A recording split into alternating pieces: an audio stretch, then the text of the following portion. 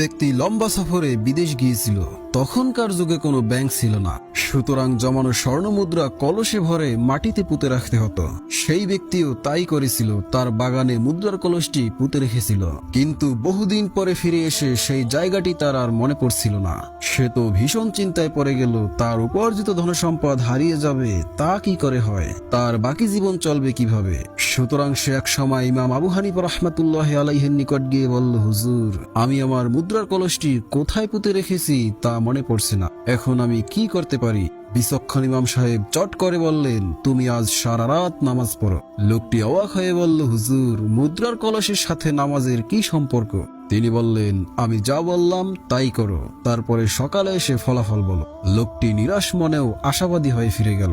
ঈশান নামাজের পর শুরু করলো নফল নামাজ পড়তে। কিন্তু কি আশ্চর্য ব্যাপার, এক রাকাত শেষ হতে না হতেই তার সেই জায়গাটির কথা মনে পড়ে গেল।